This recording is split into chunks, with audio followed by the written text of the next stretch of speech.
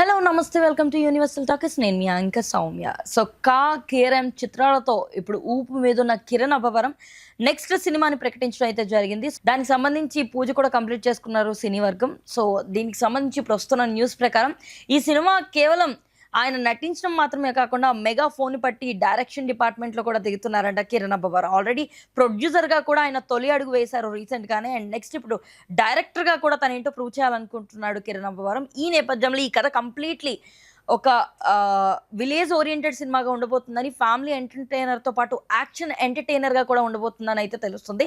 And దీనికి సంబంధించి first లుక్ని అయితే రిలీజ్ చేశారు మూవీ టీమ్. అందులో ఒక వంటవాడిగా కనిపిస్తున్న కిరణ్ అబ్బవరం ఖచ్చితంగా ఒక కొత్త సినిమాని ఇప్పటిదాకా మనం ఆంధ్ర ఓరియంటెడ్గా పల్లెటూరి నేపథ్యంలో చూడని ఒక సినిమాని అయితే చూడబోతున్నామని అయితే ఆ లుక్ ద్వారా అర్థమవుతుంది. అండ్ ఇందులో హీరోయిన్గా దేవిక భట్ చేస్తున్నారు. అండ్ ఇందులో మెయిన్ కీలక పాత్రలుగా శరత్ కుమార్, సాయి కుమార్ వీళ్ళిద్దరూ కూడా కనిపించబోతున్నారని అయితే చిత్ర బృందం తెలియజేసింది. అండ్ జై ఫిలిం పతాకంపై సుధాకర్ చాగంటి దీన్ని నిర్మిస్తున్నట్లుగా అయితే ప్రస్తుతం కీలకమైన అప్డేట్స్ అయితే ఆ సినిమాకి సంబంధించి రిలీజ్ చేశారు చిత్ర బృందం. అండ్ దీనికి సంబంధించి కిరణ్ ఎలాంటి పాత్రను ఎంచుకోబోతున్నాడు అండ్ స్టోరీ ఎలా ఉండబోతుంది, అండ్ ఎందుకంటే ఆయన ఫస్ట్ సినిమా నుంచి కూడా ఆడియన్స్ని ఎంతో మెప్పిస్తూ ఫ్యామిలీ ఓరియంటెడ్ సినిమాలు తీస్తూ అందరూ మెచ్చుకునేలా ఉంటున్న కిరణ్ మరి రాబోతున్న రోజుల్లో కూడా అదే ఆరాని కంటిన్యూ చేస్తాడా?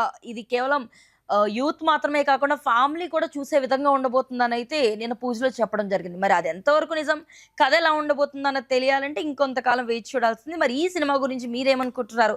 కిరణ్ అబ్బవరం కెరియర్లో ఇది ఖచ్చితంగా ఒక మైల్ స్టోన్గా ఉండబోతున్న సినిమా అని అయితే కిరణ్ అబ్బవరం చెప్పారు. మరి ఆయన డైరెక్షన్ ఎలా ఉంటుందని మీరు అనుకుంటున్నారో కింద కామెంట్ సెక్షన్లో తెలియజేయండి. అండ్ మరిన్ని అప్డేట్స్ కోసం యూనివర్సల్ టాకీస్ని ఫాలో అవ్వండి.